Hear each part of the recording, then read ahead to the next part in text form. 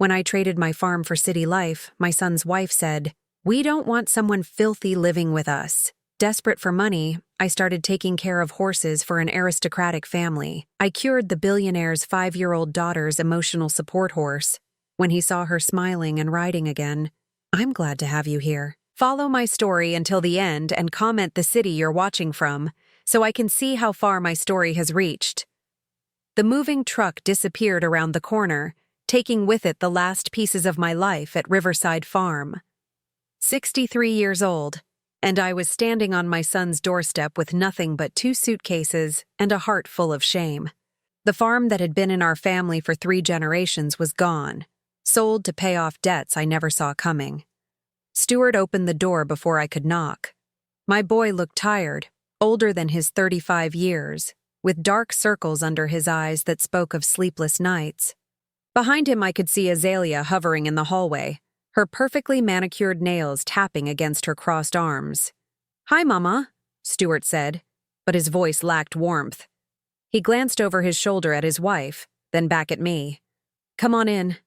I stepped into their pristine living room, my worn boots feeling foreign against the white marble floors. Everything gleamed under the crystal chandelier, not a speck of dust or a thing out of place. It was beautiful, but cold. Nothing like the warm chaos of the farmhouse where Stuart had grown up. "So," Azalea said, her voice sharp as winter wind, "how long exactly are you planning to stay?"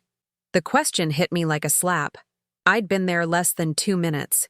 "Azalea," Stuart warned quietly, but there was no real force behind it. "What?" "I'm just asking a reasonable question." She stepped closer, her pale blue eyes examining me like I was something unpleasant she'd found on her shoe. "I mean, look at her, Stuart. She's covered in dirt." I looked down at my clothes, the same jeans and flannel shirt I'd worn while packing the last of my things.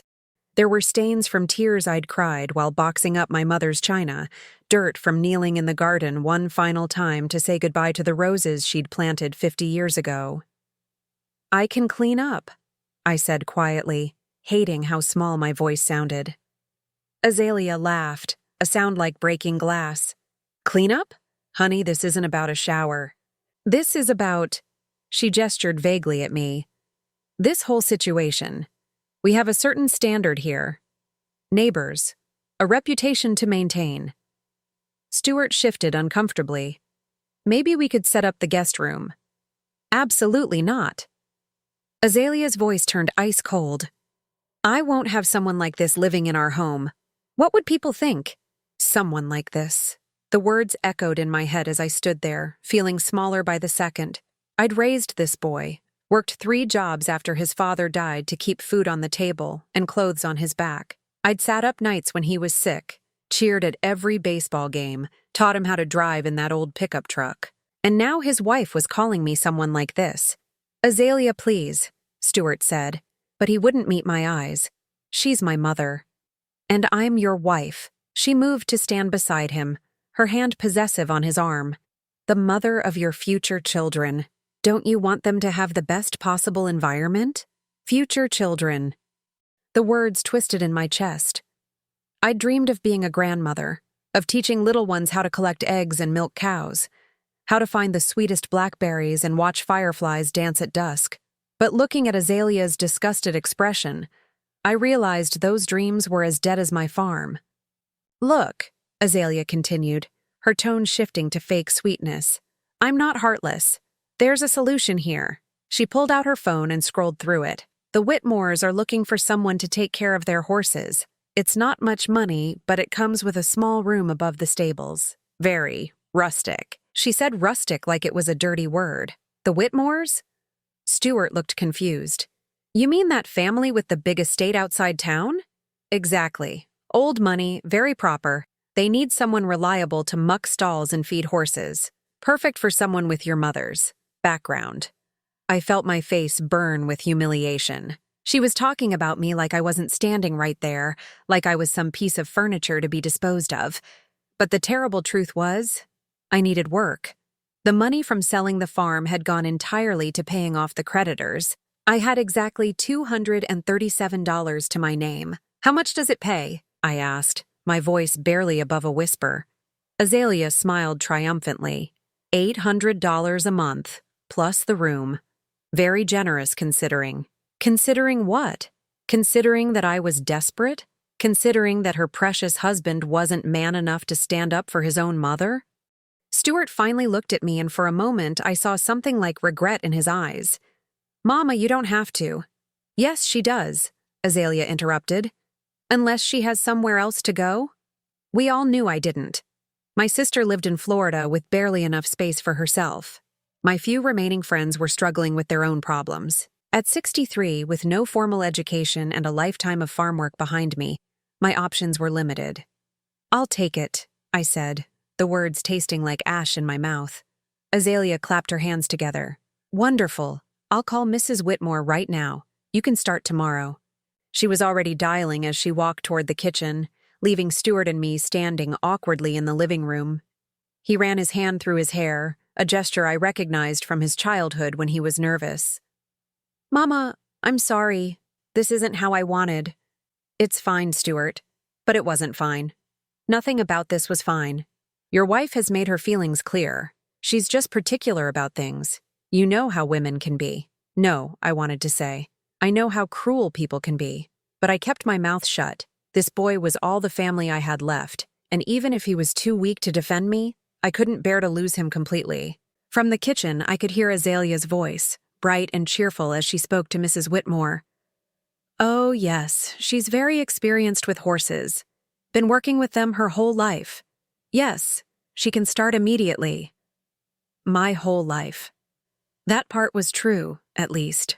I'd grown up around horses, learned to ride before I could properly walk. But somehow, hearing Azalea package my desperation as experience made it hurt worse. "It's settled," Azalea announced, returning with a satisfied smile. "Mrs. Whitmore will expect you at 8 tomorrow morning. The address is on Maple Ridge Road. You can't miss it, it's the biggest house for miles." She handed me a piece of paper with directions written in her precise handwriting. Below the address, she'd written Velma Hartwell, stable hand, in capital letters, like she was labeling me for delivery. "I should go get settled then," I said, picking up my suitcases. "Actually," Azalea said, "you'll need to take the bus. We can't have our car smelling like, well, you understand. The bus." I hadn't ridden a bus in 30 years, but I nodded, swallowing what was left of my pride. Stuart walked me to the door, his hands shoved deep in his pockets. "Mama, this is temporary, just until you get back on your feet." I looked at my son, this man I'd sacrificed everything for, and saw a stranger. "Take care of yourself, Stuart." "I will. And Mama? Don't take anything Azalea says personally. She's just protecting her territory. I understand." I walked away from that house feeling like I was burying another piece of myself. First the farm, now my relationship with my only child. At 63, I was starting over with nothing but the clothes on my back and a job mucking stalls for people who saw me as nothing more than hired help. But as I sat on that bus, watching the city give way to rolling hills and horse pastures, something stirred in my chest. It wasn't hope. That felt too dangerous. But it was something. Maybe it was just stubbornness, the same trait that had gotten me through 30 years of farming alone after my husband died. The Whitmore estate sprawled across hundreds of acres, with a main house that looked like something from a movie, and stables that were probably nicer than most people's homes. As I walked up the gravel driveway with my suitcases, I caught sight of horses in the distant pastures, their coats gleaming in the afternoon sun. At least I'd be working with creatures who didn't judge me by the dirt under my fingernails or the patch on my jacket sleeve. Horses had always understood me better than people anyway. I just had no idea that this job, this last resort, would change everything. Mrs. Catherine Whitmore was nothing like I'd expected. Where Azalea was sharp angles and cold edges, Catherine was soft-spoken and genuinely kind. She met me at the stable entrance with a warm smile and apologetic eyes. "Mrs. Hartwell, I'm so sorry about the accommodations," she said, gesturing toward the small apartment above the stables. "It's not much, but it's clean and private." Not much turned out to be a cozy loft with a kitchenette, a comfortable bed, and windows that looked out over the pastures. After sleeping in my truck for 2 nights before Stuart finally answered my calls, it felt like luxury. It's perfect, I assured her, and meant it. Catherine showed me around the property. 12 horses, each one worth more than I'd ever seen in my bank account. The stables were immaculate, with brass nameplates on each stall, and equipment that looked like it belonged in a palace. Most of the horses are easy, Catherine explained as we walked. But we have one special case. Oh, she paused in front of a stall at the end of the barn. This is Thunder. The horse inside was magnificent, a black stallion with white markings on his face and legs. But something was wrong with him. He stood pressed against the far wall of his stall, head low, muscles tense. When I approached the gate, he snorted and backed away further. He's been like this for months, Catherine said quietly. Ever since the accident. What kind of accident? Catherine's face clouded over. A trailer wreck. Thunder was badly injured, but he healed. Physically, anyway. It's Emma who worries me most. Emma. My daughter. She's 5. Thunder was her best friend before. Catherine trailed off, watching the horse with troubled eyes. She won't go near him now. Won't go near any of the horses. She barely speaks anymore. As if summoned by our conversation, a small figure appeared at the stable entrance. The little girl had her mother's dark hair and delicate features, but her eyes held a sadness no child should carry. She stood frozen in the doorway, staring at Thunder's stall with an expression of pure terror. Emma, sweetheart, Catherine called softly. Come meet Mrs. Hartwell. She's going to help take care of the horses. Emma shook her head violently and ran back toward the house. She used to spend hours here, Catherine said, her voice breaking slightly. Brushing Thunder, talking to him about everything and nothing. Now she won't even walk past the stables. I studied Thunder more carefully. The physical scars from his injuries were barely visible, but the emotional wounds were written all over his body language. I'd seen horses like this before. Animals so traumatized they'd forgotten how to trust. How long has he been like this? I asked. 6 months. We've had 3 different trainers try to work with him. They all said the same thing, that he's too damaged, that we should put him down. Catherine's voice hardened. My husband is starting to agree with them. And Emma? She has nightmares. The therapist says she has PTSD at 5 years old. Catherine wiped her eyes with the back of her hand. I keep thinking if I could just get Thunder back to normal, maybe Emma would heal too. They were so connected before. I spent the rest of that first day learning the routines, feeding horses, mucking stalls. The work was familiar and comforting, reminding me of better times when my own barn was full of life. But my eyes kept drifting to Thunder's stall, and my heart kept breaking for the little girl who was too scared to visit her best friend. That evening, after Catherine had gone back to the house, I sat in a chair outside Thunder's stall. He watched me warily from the corner, every muscle ready to bolt. I didn't try to approach him. Instead, I talked. I know how you feel, boy, I said quietly. Sometimes the world just breaks something inside us, doesn't it? Makes us forget how to trust, how to hope. Thunder's ears twitched forward slightly, the first sign of interest he'd shown. I used to have a farm, I continued, settling back in my chair. Had a horse a lot like you. Name was Midnight, big black gelding with white socks, stubborn as the day was long. Thunder took a small step forward. Midnight got spooked by a snake one day, threw me right into a fence post, broke 3 ribs and my collarbone. I paused, remembering. For weeks after, every time I got near him, he'd shy away, like he was ashamed of what happened, like he thought I blamed him. Another step forward. But I didn't blame him. Accidents happen. Sometimes we get hurt, and nobody's really at fault. We just have to figure out how to trust again. By the time I finished talking, Thunder was standing at the front of his stall, still wary but listening. It was progress. My phone rang, startling both Thunder and me. He bolted back to his corner while I fumbled for the device. Stuart's name flashed on the screen. Hello? Mama? How's the new job going? His voice sounded strained. Fine. The Whitmores are nice people. Good, good. Listen, I was wondering. He paused and I could hear Azalea's voice in the background, sharp and insistent. We've got some unexpected expenses coming up. Car repairs, Azalea's medical bills. Could you maybe help us out? My heart sank. Medical bills. Is Azalea sick? Oh no, nothing serious. Just some cosmetic procedures. You know how important appearance is in her line of work. Cosmetic procedures. I was living in a stable loft, working for $800 a month, and they wanted money for cosmetic procedures. I don't have any money to spare, Stuart. I'm barely making ends meet as it is. Come on, Mama, it's not that much. Just $500. We'll pay you back. $500. More than half my monthly income. I can't afford that. The silence stretched between us, filled with Azalea's increasingly agitated voice in the background. Fine, Stuart said finally, his tone turning cold. I should have known you'd be selfish about this. After everything we did for you.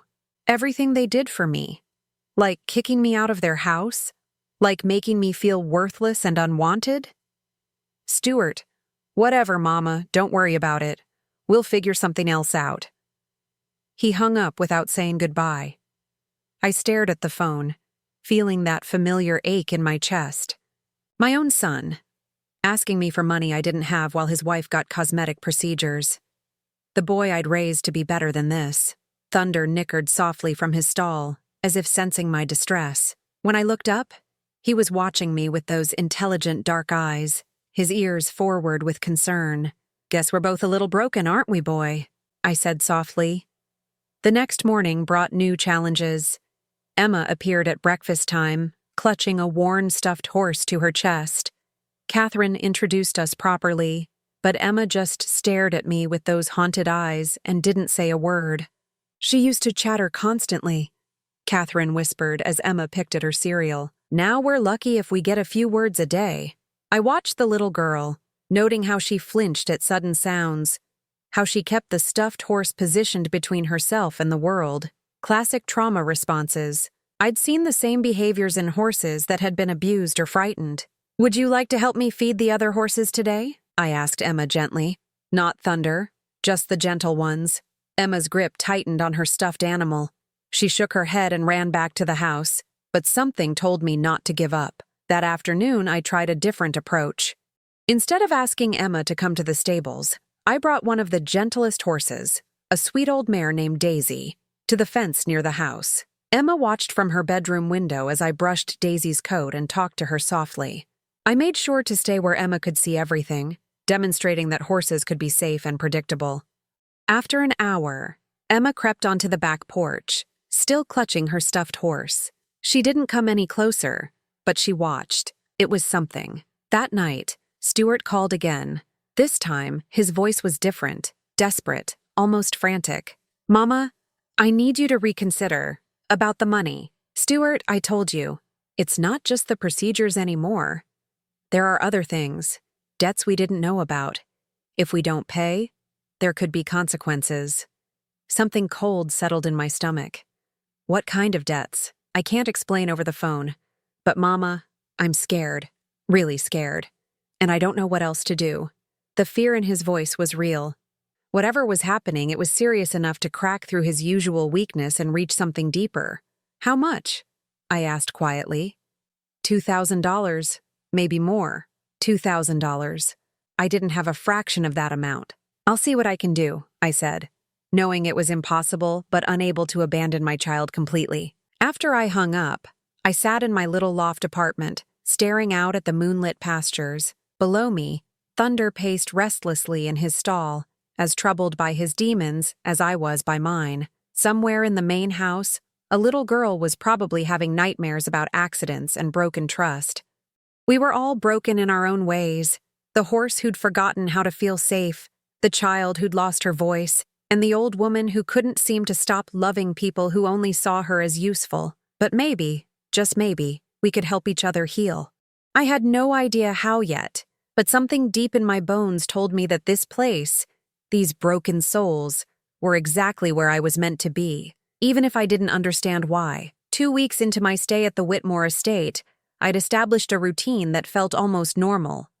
Up before dawn to feed the horses, mucking stalls while the morning mist still clung to the pastures, Then the careful dance of trying to reach two traumatized souls, one four-legged, one human. Thunder had made small progress. He no longer bolted to the corner when I approached his stall, and sometimes he'd even take a carrot from my outstretched hand. But Emma remained a mystery, watching from windows and doorways, but never coming close enough to touch. That Thursday morning changed everything. I was cleaning Thunder's stall when I heard Catherine on the phone with someone, her voice sharp with frustration. She was standing just outside the stable entrance, pacing as she talked. "No, Dr. Martinez. I don't think more medication is the answer. She's 5 years old, for God's sake." A pause. "Yes, I understand the nightmares are severe, but drugging her into compliance isn't healing." I kept working, trying not to eavesdrop, but Catherine's distress was palpable. "What do you mean, institutionalization? She's not dangerous. She's traumatized." Catherine's voice cracked. "There has to be another way." My hand stilled on the pitchfork. Institutionalization? For a 5-year-old girl whose only crime was being too scared to speak? After Catherine hung up, she stood there for a long moment, shoulders shaking with silent sobs. When she finally turned around, she looked surprised to see me. "I'm sorry, Velma. I didn't realize you were there." "It's all right. Are you okay?" She laughed bitterly. "Emma's therapist thinks she needs inpatient treatment, says her selective mutism and anxiety are too severe for outpatient therapy." She wiped her eyes. "My husband is starting to agree with him. What do you think?" "I think my daughter needs love and patience, not to be locked away with strangers who don't understand her." Catherine looked toward Thunder's stall. "But I'm running out of options. And time." That afternoon, desperation drove me to try something I'd never done before. I brought Thunder out of his stall, not for riding or training, just to stand in the aisle where Emma might see him from the house. He was nervous, dancing at the end of the lead rope, but he trusted me enough now to follow. I started talking to him the way I always did, telling him about my morning, about the other horses, about anything that came to mind. And slowly, gradually, I began to share pieces of my own story. "You know, Thunder, I understand what it's like to be afraid of people you should trust." His ears flicked toward my voice. "My husband, Emma's grandfather, he wasn't always a kind man, especially when he'd been drinking." Thunder stood still, listening. "There were nights I'd hide in the barn with the animals, just like Emma hides in the house. Felt safer with creatures who couldn't hurt me with words." I stroked his neck gently. "But you know what I learned? The hiding doesn't make the fear go away. It just makes the world smaller." A movement caught my eye. Emma stood at the kitchen window, her face pressed against the glass. But instead of running away like usual, she stayed there, watching. "Sometimes the bravest thing we can do is take one small step toward what scares us," I continued, speaking to Thunder but knowing Emma could probably hear me through the open window. "Not a big leap, just one tiny step." Emma disappeared from the window, and I felt my heart sink. But then I heard the back door open, footsteps on gravel. I didn't turn around, didn't want to spook her, but I kept talking to Thunder about courage and trust and taking things slow. "Mrs. Velma?" The voice was so small I almost missed it. I turned slowly. Emma stood 20 feet away, clutching her stuffed horse, her eyes wide with fear but also something else, curiosity. "Hello, sweetheart," I said gently. "Would you like to meet Thunder properly?" She shook her head quickly, but she didn't run. "That's okay. You can just watch from there. Thunder and I were just having a conversation about being scared." "Is he scared?" Emma's voice was barely a whisper. My heart leaped. She'd spoken. More than one word, a complete sentence. "Yes, honey, he is. Something bad happened to him, and now he's forgotten how to feel safe. Kind of like you, I think." Emma took a small step forward. "What happened to him?" "He was in an accident. Got hurt real bad. Now he thinks all new experiences might hurt him too." I kept my voice calm, conversational. "But you know what? The accident wasn't his fault. Sometimes bad things just happen, and it's nobody's fault at all." Another step closer. "The therapist says it's my fault." My blood ran cold. "What do you mean, sweetheart?" "He says I should remember what happened. That if I could remember and talk about it, I'd get better." Emma's voice was getting stronger, but also more upset. But I don't want to remember. It makes my tummy hurt. I knelt down to her level, still holding Thunder's lead rope. Emma, can I tell you a secret? Sometimes grown-ups don't know everything, even when they think they do. She nodded, edging closer. Your mind is trying to protect you by not remembering. That's not bad. That's your brain being smart and keeping you safe. When you're ready to remember, you will. And it won't be because someone else told you to. Emma was only 10 feet away now, close enough that Thunder had noticed her, though he remained calm. Is that what happened to Thunder too? In a way, yes. His mind is protecting him by being extra careful about everything. But watch this. I took a step toward Thunder, and instead of shying away, he lowered his head to nuzzle my hand. See? He's starting to remember that some people can be trusted. How did you do that? Patience. And letting him choose when he was ready to trust again. I smiled at her. Same way your mama is being patient with you. Emma took 2 more steps forward. She was close enough now that I could see the dark circles under her eyes, the way her small hands trembled as she clutched her stuffed animal. Mrs. Velma, can I tell you something?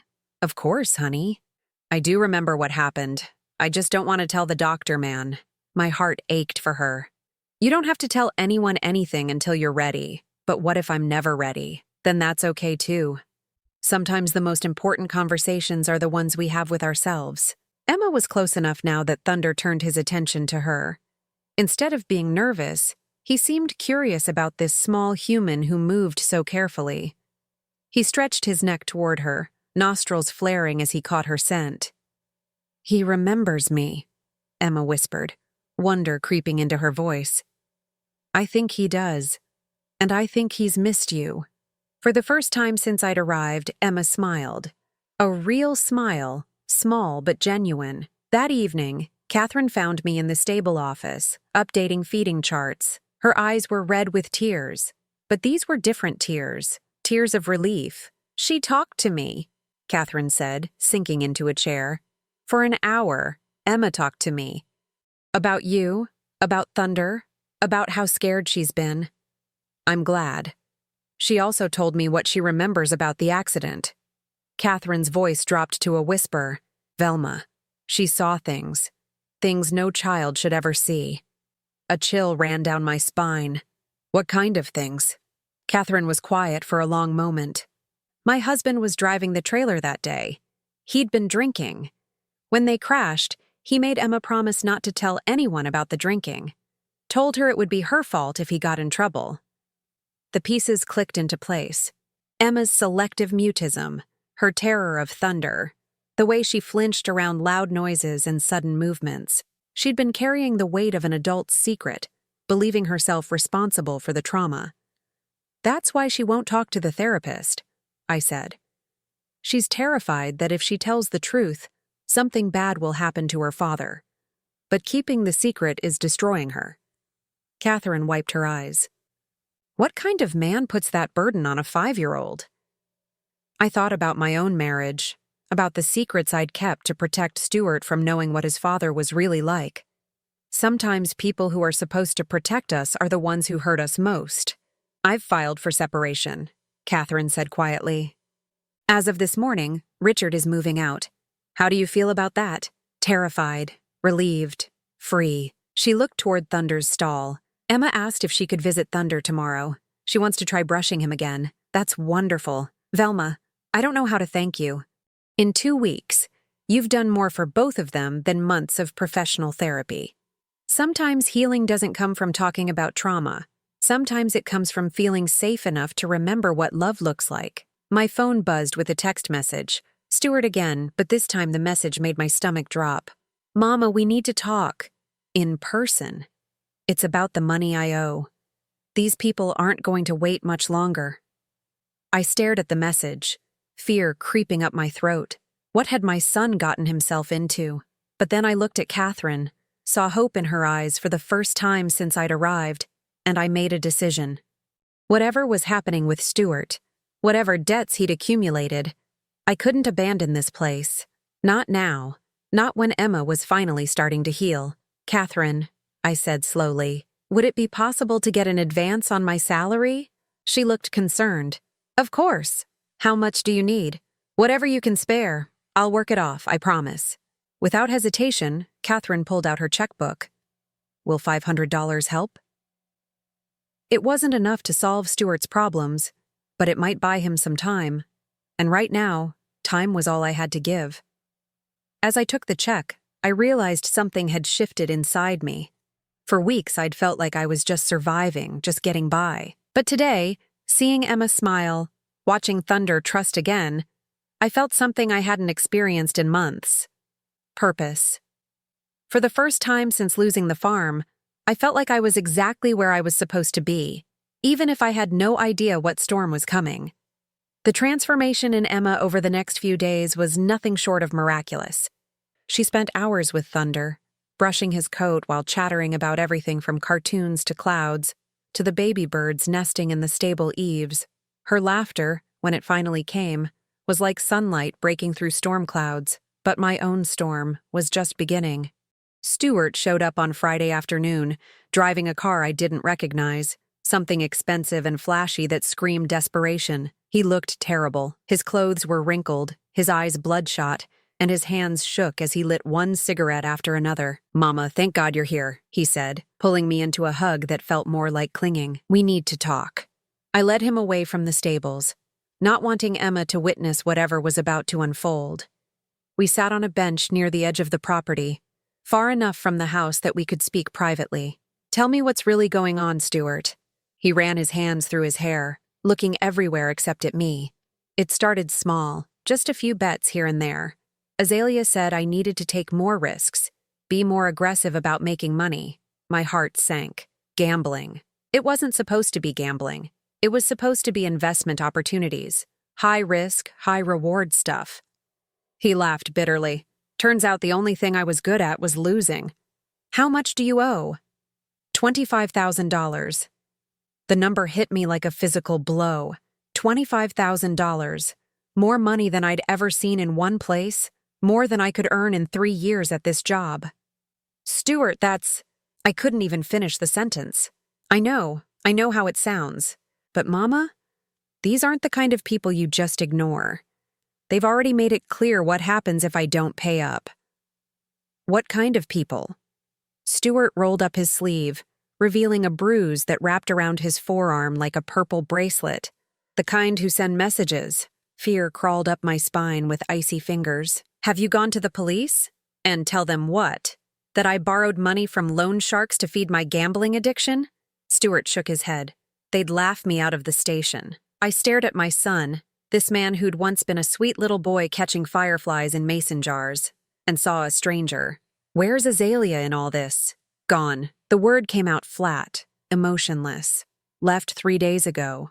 Said she couldn't be associated with this kind of trouble. Took half our stuff and moved back to her mother's." So when things got difficult, when Stuart needed her most, his wife had abandoned him, just like she'd tried to abandon me. "What do you need from me?"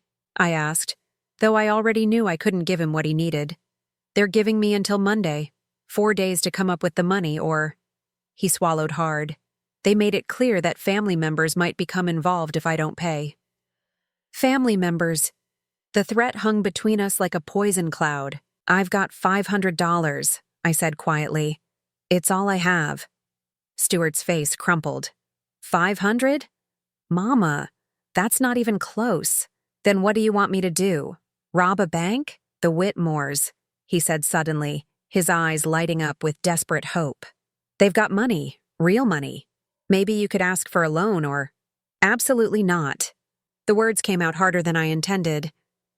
"These people have been kind to me, Stuart. I won't exploit their generosity." "So you'll let your own son get hurt rather than ask rich people for help?" The accusation stung because part of it was true. But it wasn't about the money. It was about dignity. "I won't become a beggar even for you." Stuart stood up abruptly, pacing back and forth like a caged animal. "You don't understand.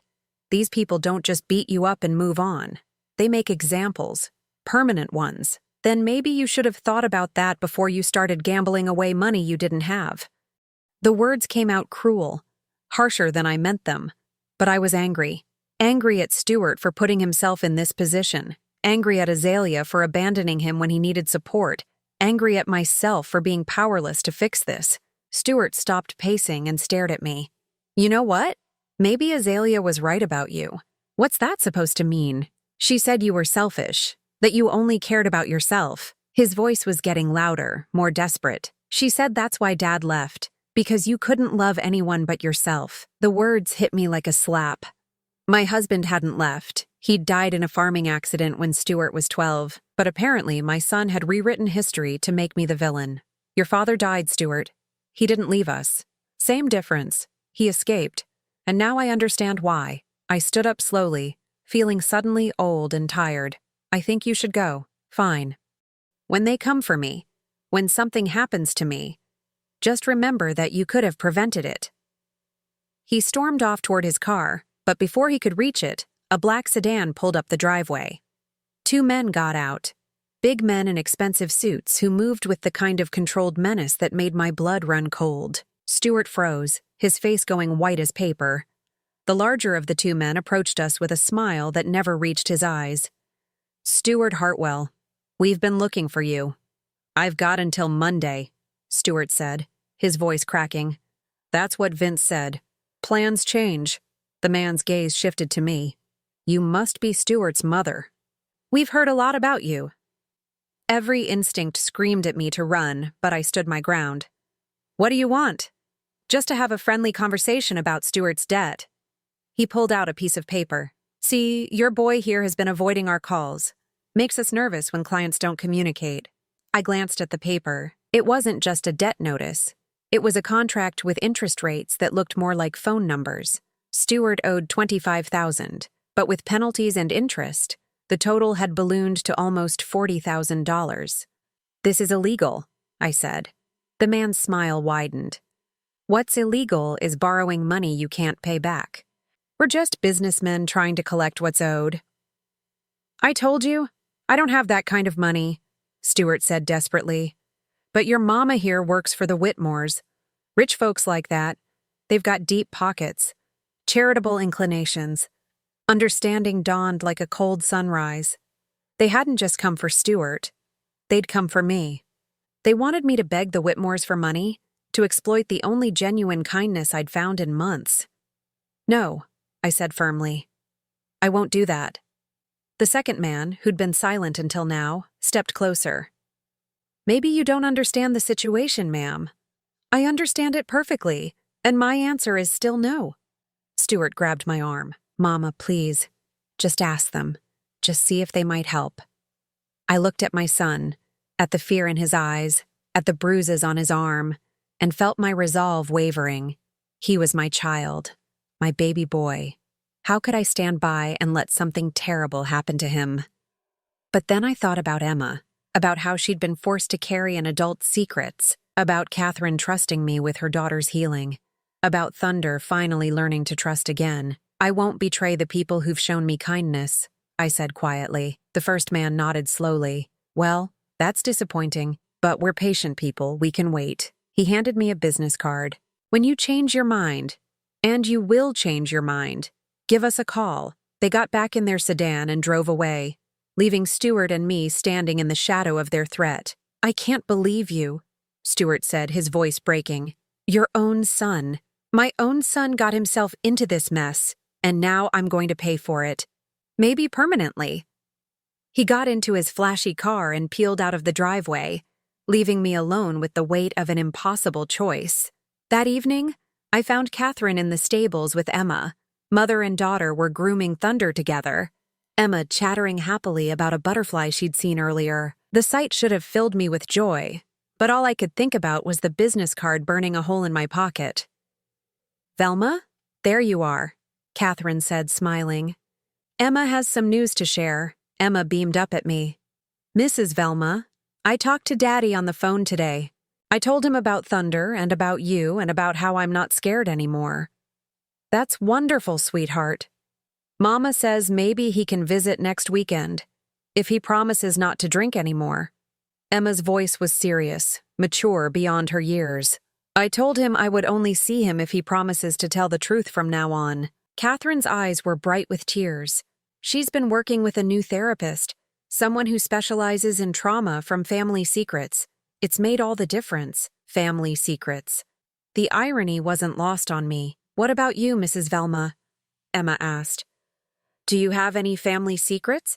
The innocent question hit me like a lightning bolt. Here was this brave little girl, learning to speak her truth, and I was keeping secrets that could destroy the peace she'd found. Emma, I said carefully, sometimes grown-ups have problems that are too big for children to help with. But you helped me with my problems. That was different. How?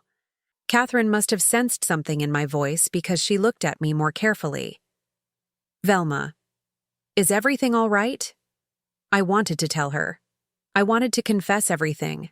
About Stuart's debts, about the men who'd threatened us, about the impossible choice I was facing. But looking at Emma's trusting eyes, at Catherine's peaceful expression, I couldn't bring myself to shatter their newfound happiness. Everything's fine, I lied, just tired. But that night, lying in my small bed above the stables, I knew that everything was far from fine. The business card sat on my nightstand like a ticking bomb. Stuart's words echoed in my head. When something happens to me, just remember that you could have prevented it.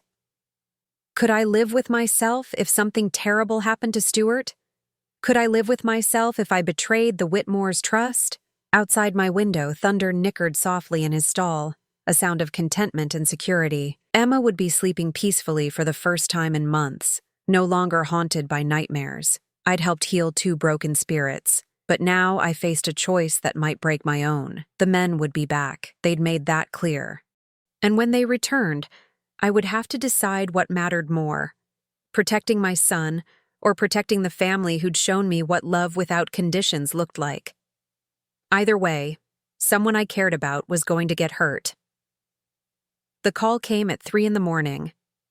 I jerked awake in my small loft bed, my heart hammering as I fumbled for the phone in the darkness.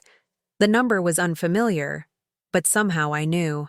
Mrs. Hartwell? The voice was crisp, professional. This is Dr. Sarah Chen at Riverside General Hospital.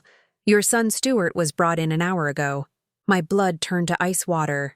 Is he? He's alive, but he's been severely beaten. Multiple contusions, 2 broken ribs, and a concussion.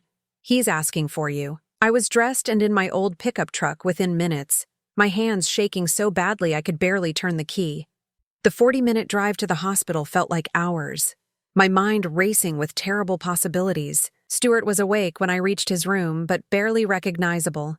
Both eyes were swollen shut, his lips split, his left arm in a cast. When he tried to speak, it came out as a painful whisper. Mama. I sat beside his bed, taking his uninjured hand in mine. I'm here, baby. I'm here. They said this was just a warning. Each word seemed to cost him enormous effort. Next time, they won't stop. The nurse, a kind woman with gentle eyes, pulled me aside. The police want to speak with him, but he's refused to give them any information. Says it was just a mugging. A mugging. We both knew better. How long will he need to stay here? At least a week, maybe longer. The head injury is concerning. She paused. Mrs. Hartwell, I've seen cases like this before. If your son doesn't get help, real help, this won't be the last time we see him here. I spent the rest of the night in that uncomfortable hospital chair, watching Stuart sleep fitfully, his face twitching with pain, even in unconsciousness. Every sound in the corridor made me jump, wondering if the men would come here too. When morning came, I called Catherine to explain I wouldn't be able to work. I expected questions, concern, maybe even irritation at the short notice. Instead, her voice was full of warmth and worry. Take all the time you need, Velma. Is there anything we can do to help? The question hung in the air between us, loaded with possibility. This was it. My chance to ask for help, to beg for the money that could save Stuart's life. All I had to do was betray their trust. No, I said quietly. Thank you, but no. When I hung up, Stuart's swollen eyes were open, watching me. You could have asked, he whispered. I know. So you're just going to let them kill me? The words were meant to hurt, and they did. But something inside me had hardened overnight, sitting in that hospital chair. You made these choices, Stuart. I can't unmake them for you. His face crumpled, and for a moment he looked like the little boy I'd raised, the one who used to crawl into my bed during thunderstorms. I'm scared, Mama. I know, baby. I'm scared too. That afternoon, the men found me in the hospital parking garage. I wasn't surprised. I'd been expecting them. Mrs. Hartwell. The larger man approached with that same cold smile. Terrible thing, what happened to your boy? Random violence is such a problem these days. What do you want? Same thing we wanted before. A simple conversation with your employers about helping out a neighbor in need. He pulled out his phone, showing me photos. Pictures of the Whitmore estate, of Catherine's car, of Emma playing in the garden. Beautiful family. Lovely little girl. The threat was crystal clear. They weren't just going after Stuart anymore. You touched that child, I started. We're not violent people, Mrs. Hartwell. We're businessmen. But business has deadlines. He put the phone away. 48 hours. After that, we'll have to explore other collection methods. They drove away, leaving me shaking in the shadow of the parking garage. Not just from fear, but from rage. How dare they threaten Emma? How dare they drag an innocent child into Stuart's mess? I drove back to the Whitmore estate in a haze of fury and desperation. The property looked different somehow, more vulnerable. I found myself scanning the tree line, looking for black sedans and unfriendly faces. Catherine met me at the stables, her expression concerned. How is your son? He'll recover. Eventually. Velma, you look terrible. When's the last time you ate anything? I couldn't remember. Catherine led me to the main house, settling me at the kitchen table while she made tea and sandwiches. The normalcy of it, the kindness, almost broke me. Do you want to talk about what's really going on? She asked gently. For a moment, I wavered. The whole story sat on the tip of my tongue, begging to be told. But then Emma burst through the back door, her face bright with excitement. Mrs. Velma, you're back! Thunder missed you. He kept looking toward your room all morning. She stopped, noticing my expression. Are you sad? A little bit, sweetheart. Sometimes grown-ups have sad days. Emma climbed onto the chair beside me, her small hand patting my arm with surprising gentleness. When I have sad days, Thunder makes me feel better. Maybe he could help you too. The innocent offer made my throat tight. That's very kind of you, Emma. Want to see something cool? I taught Thunder a new trick while you were gone. Catherine nodded encouragingly. Go ahead, show her. Emma led me out to Thunder's stall, chattering excitedly about how she'd been working with him all morning. The horse greeted us with a soft whinny, no trace of the traumatized animal I'd first met weeks ago. Watch this, Emma said, producing a carrot from her pocket. She held it out to Thunder, but instead of taking it immediately, the horse gently nuzzled her cheek first. A gesture of affection I'd never seen from him before. He's saying thank you, Emma explained solemnly, for helping him remember how to trust people again. The simple moment shattered something inside me. Here was this child, this precious little girl who'd overcome her own trauma, teaching a broken horse about trust and gratitude. And I was contemplating bringing violence and danger into her world. Emma, I said carefully, if someone asked you to do something that might hurt Thunder, what would you say? She looked at me like the answer was obvious. I'd say no. Nobody gets to hurt Thunder anymore. Not ever. Even if they said something bad might happen if you didn't do what they wanted? Emma's face grew serious, older than her 5 years. Mrs. Velma, bad people try to make you scared so you'll do bad things. But when you do bad things because you're scared, you just become bad people too. The wisdom of it took my breath away. From the mouths of babes. That evening, I sat in my loft apartment, staring at the business card and my phone. 48 hours had become 24. Stuart was still in the hospital, still vulnerable. The men had made their threats clear, but Emma's words echoed in my head. When you do bad things because you're scared, you just become bad people too. I thought about Catherine's trust, about the peace Emma had found. about Thunder learning to feel safe again. I thought about the life I'd built here, small but honest, hard but meaningful.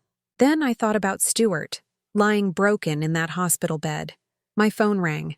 Catherine's number. "Velma, I hope you don't mind me calling so late. I've been thinking about you all day, and I wanted you to know, whatever's troubling you, you don't have to face it alone." The kindness in her voice almost undid me.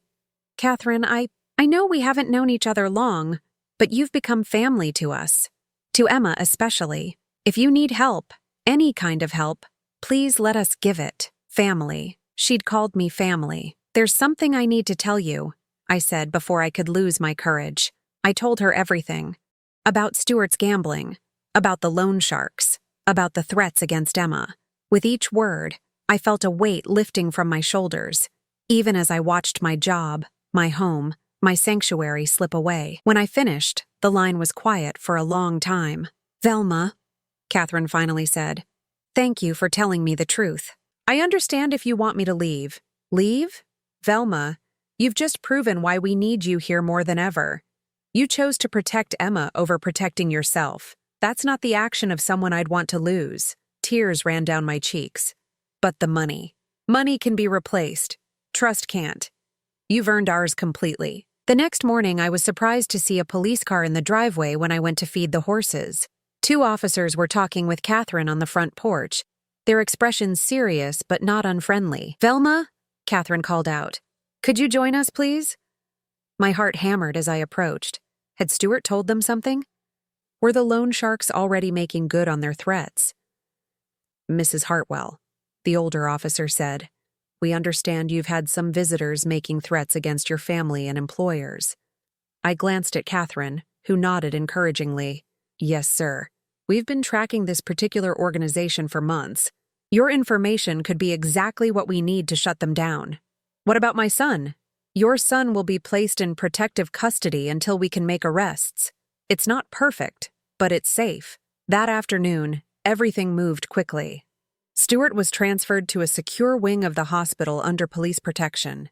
I gave my statement to detectives who seemed genuinely interested in stopping the loan sharks, not just collecting information. "You did the right thing," the lead detective told me. "These people count on fear and silence. When victims speak up, we can actually help them." As evening fell, I found Emma in Thunder's stall, reading him a story from one of her picture books. The horse stood patiently, occasionally nuzzling the top of her head as she turned pages. "Mrs. Velma," she said when she saw me, "Mama told me some bad people were trying to scare you." "Yes, sweetheart. But it's over now." "Did you tell the truth even though you were scared?" "I did." Emma beamed at me with pride. "Thunder says that's the bravest thing anyone can do." As if in agreement, Thunder nickered softly and stepped closer to nuzzle my shoulder, a gesture of trust and affection that would have been impossible weeks ago. Standing there with Emma and Thunder, surrounded by the peace of the stable and the warmth of genuine affection, I realized something profound had shifted. For the first time in my adult life, I'd chosen the right thing over the easy thing. I'd chosen love over fear. The price had been terrifying to contemplate, but the reward was beyond anything I could have imagined. 6 months later, I stood in the same spot where I'd first met Thunder, but everything had changed. The black stallion stood calmly as Emma brushed his coat, her chatter filling the stable with warmth and life. Occasionally, he'd lower his head to nuzzle her shoulder, a gesture of affection that still took my breath away. "Mrs. Velma," Emma called out, "look what Thunder learned." She held up a small hoop, and Thunder, responding to her gentle command, stepped through it carefully. It was a simple trick, but the trust it represented was profound. 6 months ago, this horse had been too traumatized to let anyone near him. Now he was performing for the pure joy of pleasing a little girl who'd found her voice again. "That's wonderful, sweetheart. You two make quite a team." The legal proceedings had concluded the month before. The loan shark operation had been shut down completely, with several arrests made. Stuart had testified against them in exchange for a reduced sentence on charges related to his gambling activities. He was currently serving 6 months in minimum security, But more importantly, he was getting the help he needed. "Mama, they won't really try to hurt him in prison, will they?" he'd asked during one of my visits, fear replacing his usual defensiveness. "You're in protective custody, and the men who threatened you are facing federal charges. You're as safe as you can be." I'd paused, studying his face. "The real question is, what are you going to do when you get out?" "I want to get clean. Really clean. Not just from the gambling, but from all of it. The lying, the manipulating, the taking advantage of people who love me."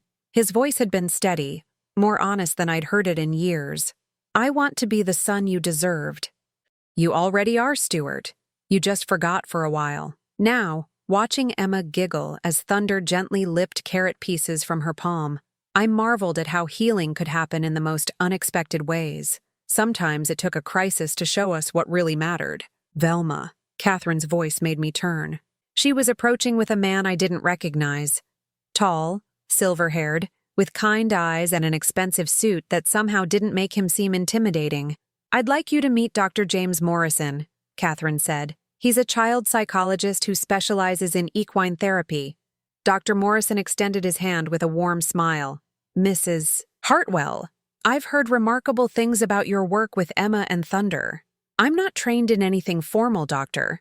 I just spent time with them. Sometimes that's exactly what healing requires." He glanced toward Emma, who was now sitting in the straw while Thunder stood protectively over her, like a guardian angel with hooves. "Catherine tells me you have an intuitive understanding of trauma recovery. I've lived through some things. Animals and children aren't so different when they've been hurt." Dr. Morrison nodded thoughtfully. "I'd like to make you a proposition. I'm opening a therapeutic riding program for children who've experienced trauma. I need someone with your instincts, your patience, and your understanding of both horses and healing." I blinked, certain I'd misunderstood. "Are you offering me a job?" "I'm offering you a career. The position comes with full benefits, professional training, and a salary of $45,000 annually to start." $45,000. More money than I'd ever made in my life, doing work that felt more like a calling than a job. "I don't have any formal education," I said quietly. "You have something more valuable than education. You have wisdom." Dr. Morrison smiled. "And if you're interested, we can arrange for you to get certification through our program. Education can be taught, but what you have, that gift for seeing into the hearts of broken creatures, that's rare." I looked at Emma, who had heard our conversation and was practically vibrating with excitement. "Would you still get to work with Thunder and me?" she asked hopefully. "If your mama agrees, Thunder would be one of our therapy horses. You could visit whenever you want and help other children learn to trust again." Emma threw her arms around Thunder's neck. "Did you hear that, boy? We get to help other kids who are scared." Thunder whinnied softly as if he understood perfectly. That evening, Catherine and I sat on the porch of the main house, watching Emma play in the garden while Thunder grazed peacefully in the nearby pasture. The scene was so perfect it almost hurt to look at. "Are you going to take the job?" Catherine asked. "I think so. It feels right." "Good. You deserve to have work that feeds your soul, not just pays your bills." Catherine sipped her tea thoughtfully. "Can I ask you something personal?" I nodded. "Do you regret it? Choosing to protect us over protecting Stuart?" I considered the question carefully. "I regret that Stuart got hurt. I regret that I couldn't save him from his own choices. But protecting you and Emma? No, I don't regret that for a second. Even though he's your son? Especially because he's my son. The best thing I could do for Stuart was show him that love doesn't mean enabling destructive behavior. Sometimes love means letting people face the consequences of their choices." Catherine was quiet for a moment. "You know, when Richard first left, I was terrified that I'd made the wrong choice, that I should have kept quiet about his drinking, kept the family together at any cost." "What changed your mind?" "Watching Emma heal, seeing her learn to speak her truth without fear. I realized that keeping secrets to protect someone else's reputation isn't love. It's enabling." She smiled sadly. "Sometimes the most loving thing you can do is refuse to participate in someone else's dysfunction." A car pulled up the driveway and I recognized Stuart's beat-up sedan. He'd been released 2 days early for good behavior and was staying at a halfway house in town while he looked for work and attended counseling. Emma squealed with delight when she saw him get out of the car. "Uncle Stuart, come see what Thunder can do." Stuart had visited several times during his incarceration, always supervised, always brief, but Emma had taken to him immediately, perhaps recognizing a fellow soul in recovery. "Hey there, little bit," Stuart said, kneeling to accept her hug. "I hear you and Thunder have been busy. We've been learning how to help scared kids feel better. Mrs. Velma is going to be a real therapist." Stuart looked at me with something like pride in his eyes. "Is that right?" "It's a new opportunity, working with children and horses. That's perfect for you, Mama. You always were better with wounded things than most people." The comment stung a little, but I understood what he meant. "How are you doing, Stuart?" "Really?" "Better. Scared, but better." He sat on the porch steps, watching Emma demonstrate Thunder's latest tricks. "I've got a job interview next week. Nothing fancy. Maintenance work at a school district. But it's honest work. That's all that matters. I know you probably don't trust me yet. I know I've got a lot to make up for. Trust is earned over time, not words. But you're making progress." Stuart was quiet for a moment, watching Emma laugh as Thunder gently nibbled her hair. "She's lucky to have you in her life. I'm the lucky one." "No, Mama. You're the one who gives love without keeping score. That's rare." As the sun began to set, painting the sky in shades of gold and pink, Emma insisted on showing Stuart everything. Thunder's tricks, her favorite hiding spots in the stable, the baby birds that had hatched in the eaves. "You know what the best part is?" Emma told Stuart seriously. "Thunder used to be scared of everything, just like me. But Mrs. Velma helped us remember that being scared doesn't mean being broken."